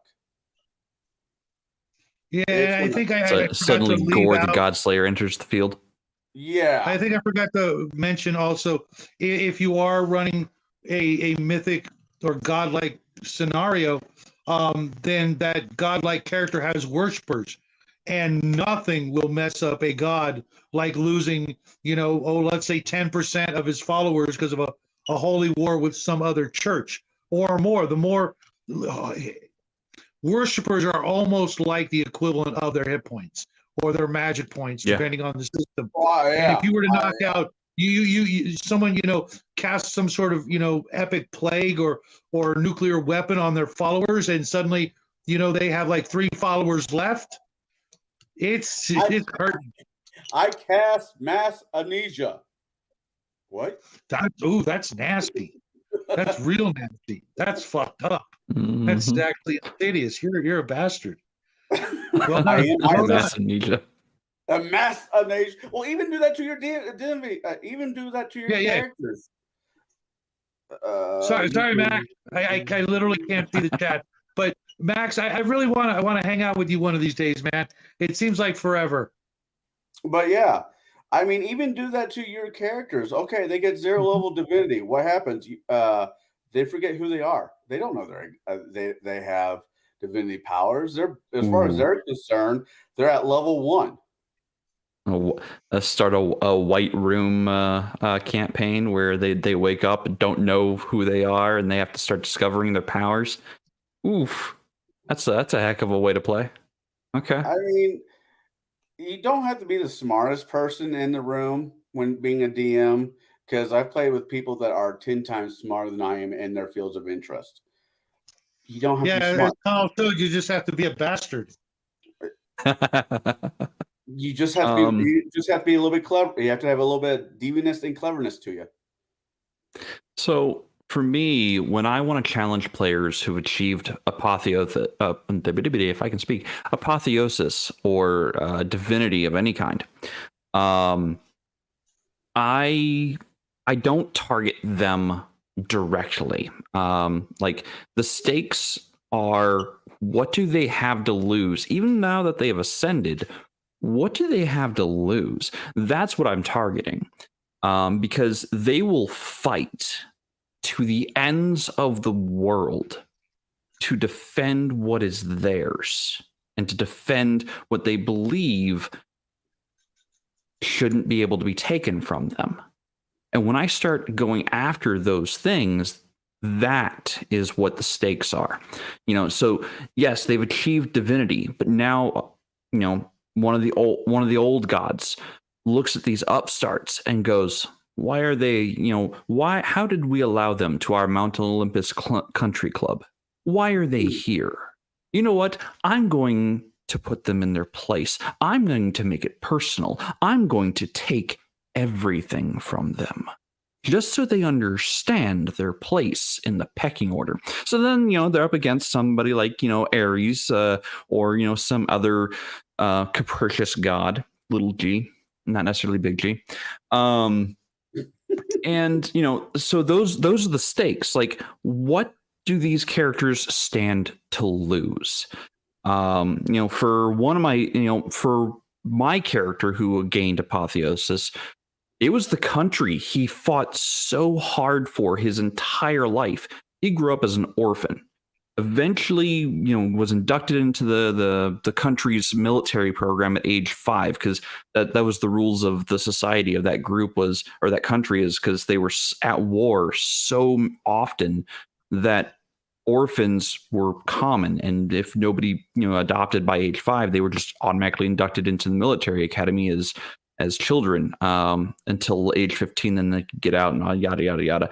Anyway, so the character went through that program and was a lethal fighting machine. And, that was me as a young person playing a murder hobo. And that was my focus, was I need to hit harder and punch things harder than they can do any damage to me. That was really young me, really, hyper focused on being the big damage dealer. Yeah, like a lot of others out there. But his apotheosis moment was actually, or his realization of apotheosis was when he was cut across the face with a god-slaying weapon. But it wasn't really a deep cut. It wasn't a meaningful attack. It was a grazing hit, and it blinded him for probably, I think, 20 or more sessions. He was blind in one eye. So it reduced a lot of his stats, reduced his ability to see things coming in from his left side. And his trial was to, figure out how to heal the wound, because it just would not heal. And, once he figured out what he had to do, he eventually ascended to this godhood state. But the godhood was not true godhood. He was not allowed to have worshipers. As a matter of fact, none of the members of that cadre were allowed to have worshipers.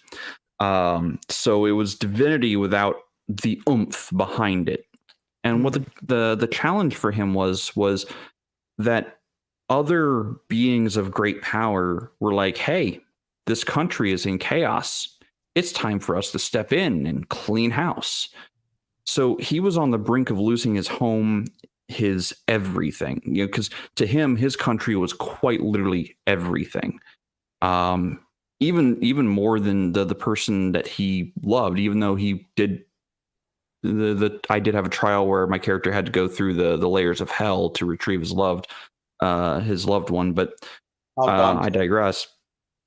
No, he punched his way through hell. He didn't he No, didn't I'm go not through talking those about. trials.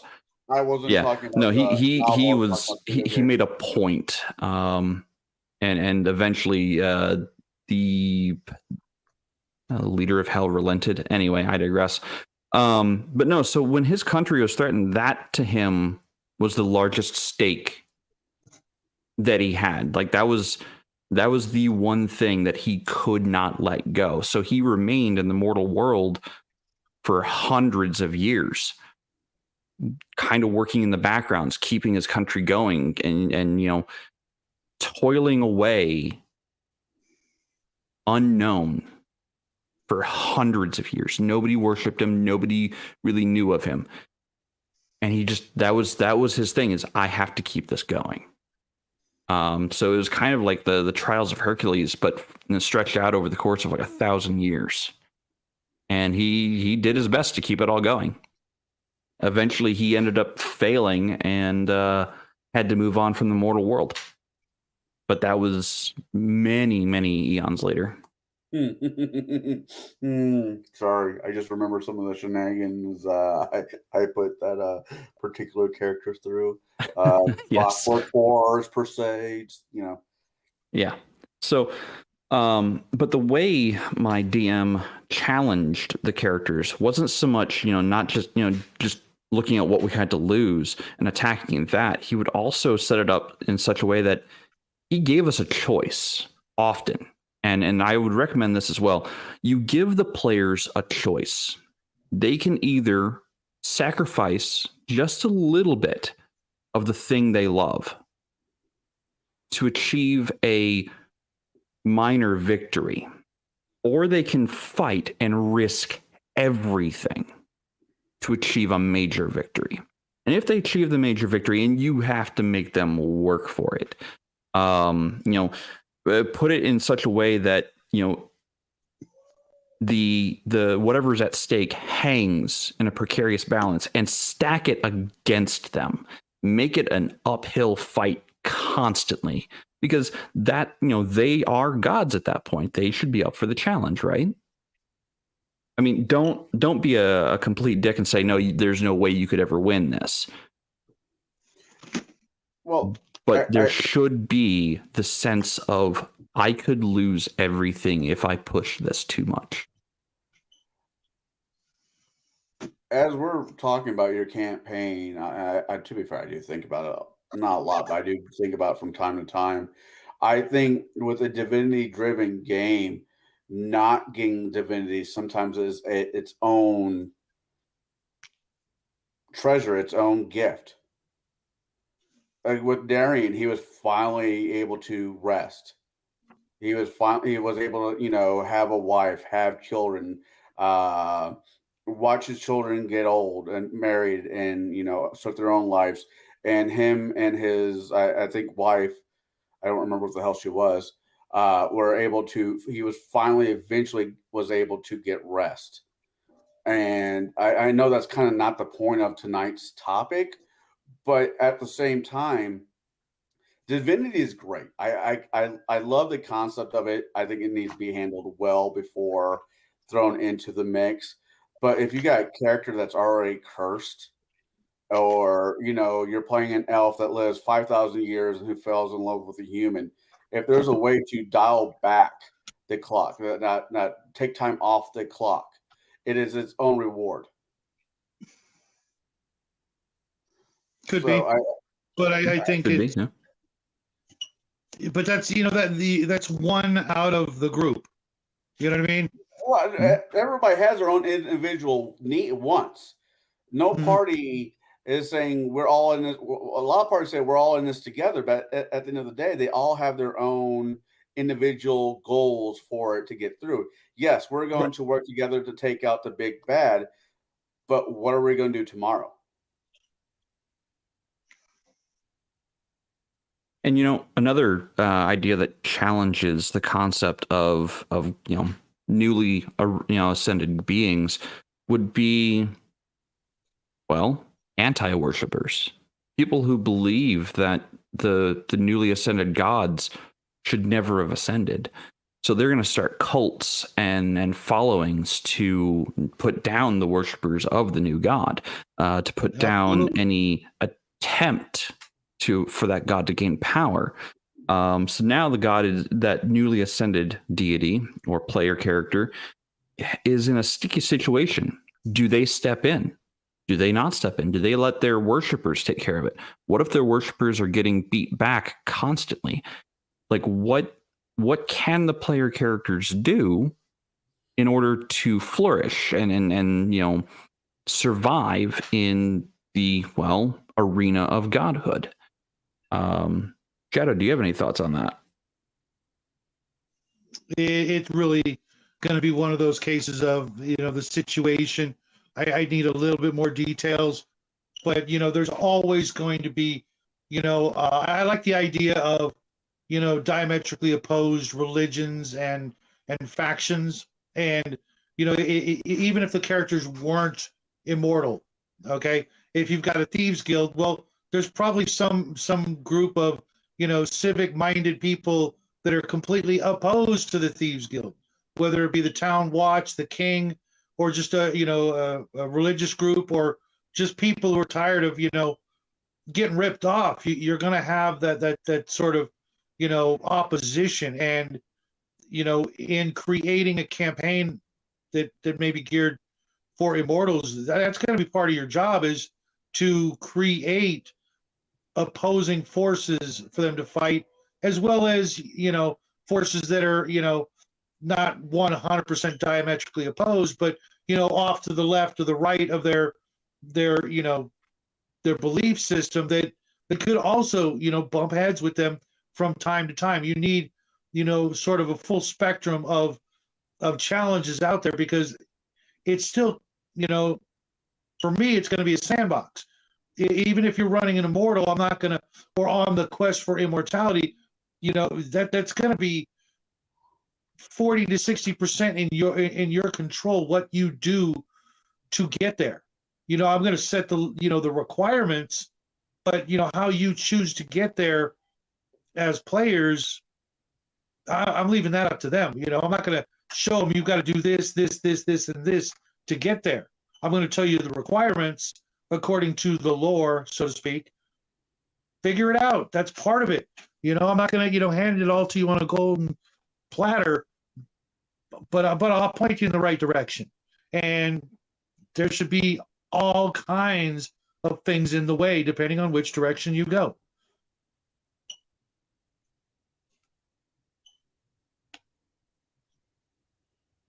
I often also find that when player characters ascend, like within the first few like encounters, they have a hard time separating themselves from the mortal world. You know, they're supposed to be these ascended beings. They're not supposed to get involved in small politics in the world. And one of the things that I do is, if they attempt, as newly ascended beings, attempt to subvert the free will of NPCs or whatnot, they lose their powers for a day. They basically become mortal for a day. And then they can go deal with whatever those problems are. But they can't take their powers with them to the mortal world and subvert free will. Because in my game world, and I would actually recommend this for just about anybody, in my game world, if gods have a few prohibitions that all of them agree to, but bend as often and as hard as they can without breaking the rules. Even the chaotic evil gods will abide by these, because if they're the first ones to break the rule that no god shall interfere with the free will of a mortal, like directly opposing them, then it just opens the floodgate for a god war. And the last god war, well, not all the gods made it out alive, and some of them gained even greater power. Not always good, not always bad. wouldn't chaotic evil gods literally be striving for that 24/7 Yes. God ward Mm-hmm. and breaking the rules, They would be. etc.? Okay, just want. But they would also be the first targets. Okay. And yeah, Mars, right? You can't have chaos if there are no rules. Well, I agree with what they're saying. If you're in a campaign, if you're running a campaign where you just got 0 level divine abilities, you're not going to have followers. You are the new kid on the block. You're not going to have to deal with worshippers quite yet. So let's say you move up. That kind of depends. That might be, like I said earlier, that might be a requirement just to get it. You might have hero worship though. Like you saved a small town, and during your days of travel, and people still speak your name as the savior of the town. The hero of Canton, the man we called Jane. Right. I'm not saying that doesn't happen. That happens between 0 and. No, I really think that part of being a god is to have enough people worshiping you, literally thinking that you are a god, to get into the the arena of godhood. Without it, it seems like you're just a different form of lich. Well, here's the thing. Depending on what system you're running, let's go with Pathfinder. They had in alignment for the deities and whatnot. You had the opportunity not to believe at all. They're not gods. They're just royal high level whatever. I mean, even a paladin technically does not need a god. His power comes from his oath. The oath that he takes, depending on what system you run. That's weak as shit, dude. Hear me out. Just let me finish. The beginning of Rise of the Rune Lord, you save a port town from goblins, and you become local heroes. Well, if there's any bards in that town, bards travel. Their main thing is to travel. They go to the next town, and you become a story. You become a legend. All right, there's the beginning. Those are the very beginning steps. Then I was talking about your own individual oath could somehow be divine. Oh no, I agree with you. I'm just with castles and crusades. Technically, the paladins did not need a god; they were powered by their own oath. At least that was from my understanding. I could be wrong. I need to continue. I'll have to check that. I just got a copy of that. I'll have to check that because that's. I very well could be wrong, but that's how it was explained to me, and I thought that was very interesting. But so your 15th level, you save a town from a dragon. It has a bard. Well, the bard goes and runs his mouth, does what bards do. The next town, you're not worshipped, but you're being talked about. You're being holding high stature. Okay, So there's the very beginning steps of divinity in a roundabout way. So that's you need a good hero worship. You need a good you need other people believing in you. Right. You need a good rep. I can't think of the term. Foundation. Right. So 0 level, 10 to 1, you don't have any worshipers. You have stories being told about you. It's not until much later, maybe 1, maybe 2, then you start building your own cathedral churches to but here, just let me get this out. So when you get older and when you get up there and a counter church shows up, says, I want to, no more alcohol will be served. This god thinks alcohol is wrong. Well, Clayton, Pathfinder, he is known as a drunk god. His churches are taverns. He is known to show up at taverns to make sure that the barrels never run dry. That's how, that's kind of his stick. But he cannot get involved in major deals. He can show up, hey, shake hands, kiss babies, whatever. That's kind of his stick. But if you get beyond that level, and you're still small g, not big G, small g, the most powerful weapon you have takes out Greek mythology. Hey, change your form. You're no longer looking like the godliness form you have. You're an old man, an old woman, a bush that's on fire, whatever, A bull. a bull, a swan, whatever. And you get whisper in somebody's ear. Wouldn't it be amazing for glory that for yourself glory to go save this priest that you know is good to help the church? Won't that put you in a better light?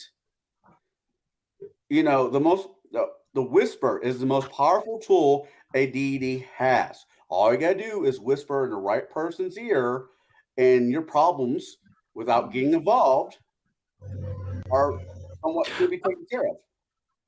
Oh yeah, I think my like mistake as was um, the 0 to first level sort of God thing.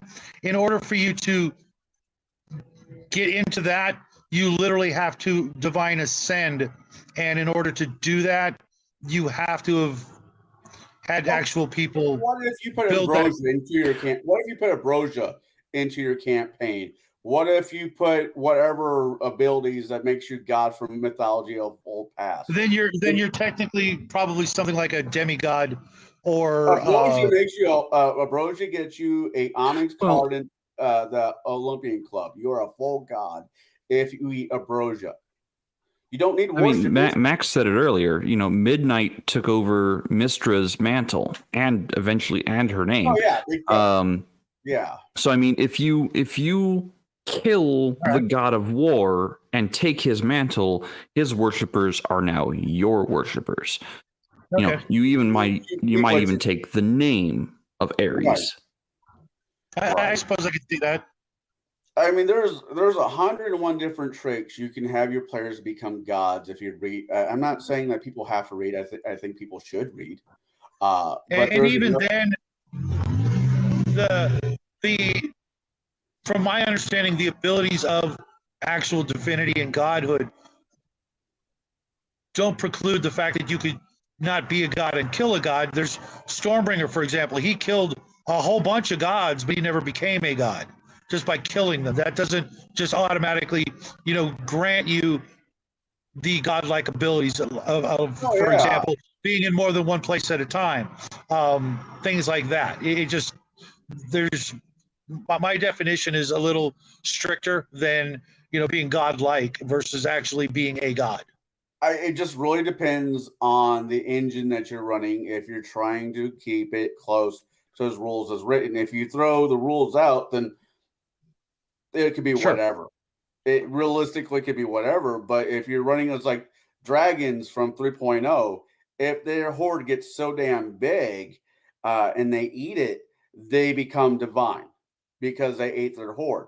There's like I said, 101 different tricks out there the DM could put into his campaign, not telling said players about them. But if they stumble past one of them, congratulations, you're now off to the races.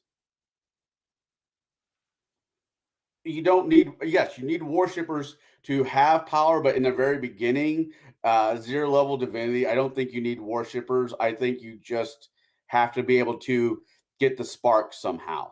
After that, then yeah. Well, thing is, so in my games, if I'm going to be running an Ascension game, the heroes of the game will do good deeds in theory, not necessarily in practice, but in theory. They're going to do deeds that are going to get them a reputation. People are going to talk about them. People are going to ask for their aid and hope for their aid to come swiftly to their hometowns, even if they're across the continent from them. Those people will eventually become the followers of those heroes when they do ascend, even if at level 0 divinity or whatever the case might be at the entry level divinity. So those people that the heroes saved or did things for and left a lasting impression, those are the first worshippers. That's the first step along the many stairs of Mount Olympus. And then they'll spread, like, it'll spread like wildfire. Yes, did you hear the tale of so and so? I heard that they ascended. They passed on from this world, but they are still watching over us. You need Those. a good hype man. That's the word I was looking Yeah, for. well, not just a hype man, but you also, your characters and you as the game master should be able to facilitate this. Your characters should be the big damn heroes. They should be doing heroic things whenever possible. Building the reputation, because even if the game doesn't go divine, their reputation will precede them where they go. They should be. It'll grease palms. Huh? What was that? And possibly outlive them. Yeah, and their legend will outlive them. So they should want to leave some kind of legacy behind. I mean, you do have the players who want to play cheeky dick waffles, who just want to be evil and screw over everyone all the time. You do get those players occasionally, but and as some might say, they're just bad players. Or maybe they're just wanting to work through that kind of character, whatever. So, but those characters will also be remembered, not for heroic things, but for the dastardly things they did. And then people might go, hey, that person, really knew what they wanted. I'm going to follow that person's example. Now you suddenly have worship of a anti-hero or a villain. So it could work both ways. Because not just the good guys ascend. Sometimes the bad guys ascend. Right. T-Mod has a module. I don't know if it's a reprint from an older module, but she has a module right now for 5th edition where she's dead. I'm aware. And her followers are bringing her back to the land of the living. Mm-hmm. And I mean, I know that's not technically immortality, but if you're dead and you got people bringing you back, your followers bringing you back, that's kind of not divine, but divine by nature, because you are being worshipped. Mm-hmm. Yeah. All right. Well, I think we may have beat this this topic to death. Maybe. Did we hit all the questions? No. Oh, we passed those questions. I was making up new questions on the fly. I didn't have access to the list.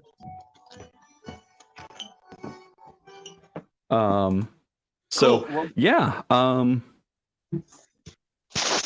Conall, what are you doing this weekend? This weekend I have. Well, we're not doing anything on Sunday because it is a holy day, and a lot of people out there want to play hide the egg. I say hide the ham, fuck the eggs. But no one needs ham in their life. Move on to a different meat. Beef is awesome. You know what? Be a traditionalist, eat a rabbit. So I'm not doing anything on Sunday. But the following Sunday, we're doing another Charles Heston's movie, El Cid. It's another one of his classic movies from his younger days. I am very much looking forward to watching it on YouTube. So that's what we're doing this following Sunday. Between now and then, I have a game that was not technically being aired, where I could be a ripe evil bastard. I call that therapy. And I don't really have much going on this weekend because of the holidays. I might see what Max is doing on Legion of Myth, jump in the chat. Hell, I might go out and leave my apartment for a Friday night for once. I might go to a karaoke bar. I might actually do something nerdy people don't do. Go out and deal with other people for fun. What about you, Shadow? What you got going this weekend? The boy and I got a craft video tomorrow night, back on our regular schedule. It's a new month. We're doing an entire Wild West themed month. Friday, I got a game, although I would like to pop in and say hi to Max. It's probably been like almost 5-6 months, I think, since I've been able to hang out with him. Saturday, I've got my regular sci-fi chat, and then I'll be hanging out with Nathan over on the Quantum Show. If you guys are into UFOs and paranormal stuff, go check out the Quantum Show with Nathan Allen. Sunday, I don't think I have a Traveler game. I think that's the following Sunday with Rick from 28 Millimeter. And then back into another week, you know, it's right there in the title, Shadow and Sun. Me and my boy doing goofy, nerdy, you know, game reviews and crafts and painting and things like that. Oh yeah, Sunday we'll be painting this bad boy. If you haven't seen this, this is the Tarask. You know, I know it's not as big as the WizKids $350 version, but you can pick this up for, you know, I think you can pick it up for 60 euros from Archon Studios. Trust me, it is pretty massive. I could literally, you know, beat somebody to death with it once the glue has melted all the pieces together. It's pretty freaking solid and an absolute joy to assemble. And I'm really jealous that the little guy is getting to paint this. Even though I have another one, I'm giving that one away when we hit 1,000 subs, along with a bunch of other stuff. What, Conall? I won't call it trash. I'll call it a gatekeep. I will call it a gatekeeper from the Ghostbusters series, but I'll take it. I'll take your extra. Yeah, I'm actually trying to get a couple more before we hit the 1,000 subs because it is such a tremendous model that I wouldn't be able to look at that one if I didn't take a stab at painting it myself.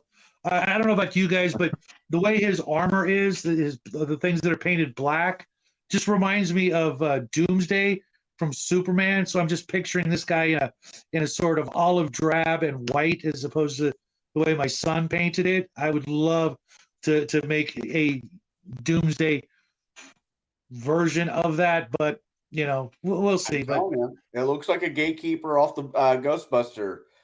We're not talking about the Ghostbuster with the women cast. I'm talking about the real Ghostbusters from the first one and Afterlife. It looks like a gatekeeper, and that's just freaking awesome. It is quite the model, and definitely worth the price. It may seem a little spendy, you know, and you're not going to get a lot of use out of it. But you know what? You put that on the table before the game, and trust me, your players are going to be on edge all night long. Like, when's he going to break that out? Yes, show off your toy. As for me, you can catch me here at the tavern or on one of the other two channels above every Wednesday for Gatekeepers. Tomorrow night, however, I'll be over on Bruce and Barron's channel, and we're going to be talking about steampunk games tomorrow. So catch us over on Bruce Lombardo of Dick's Division or Baron G Rock's channels for that content. And that is our episode. Before we sign off, go ahead, I just want to point this out. April is a very special month for one of our panelists. Oh, yes. We don't know when because the Man of Shadow is being shadowing about the particular date. I'm sure he's not as old as Moses, so we're going to cut that one out. But that guy right there, that 56 guy right years there, old this month. Thanks, guys. Thanks. I want everybody in chat to wish him a happy birthday. On my channel, after we get done with the last of the historical movies that we're going to turn into RBG, we will be talking about what are we going to be talking about there, Shadow? Western movies. Some of the classic Western movies, including, of course, right off the bat, Blazing Saddles. We'll probably throw in a Clint Eastwood movie in there, I'm hoping. And what was the other one? Serenity. Oh, Serenity and Westworld with Yul Brynner. Once again, gonna do a couple of movies with Yul Brynner. I think Omen Al's pick is The Magnificent Seven, so we'll get Yul Brynner and Lee Marvin and all those other old farts that left this world long ago. But yeah, it's going to be a lot of fun. You guys know Western themed gaming is, you know, you can see the Shadows of Brimstone up there. One of my son and my own favorite genres. So thank you everybody who's playing along and making this a really, really special month. Thank you guys. I'm really, really humbled. You know, if I have to watch another Yul Brennan movie, I'm going to have to make you guys watch The King and I. Well, we here at Gatekeepers do appreciate you guys in chat for spending your time with us. If you liked this content, please consider hitting the like button. If you truly loved our content, please consider subscribing to the tavern, me here at the tavern, and our two panelists. You can find their links in the description below. If you have a question for Gatekeepers or want to suggest future content for our show, please consider joining our Discord. The link is in the description below. And with that, I bid you all a very fond farewell, and we'll see you next week. Have a good night, everyone. Don't do anything I wouldn't do. Wait, that really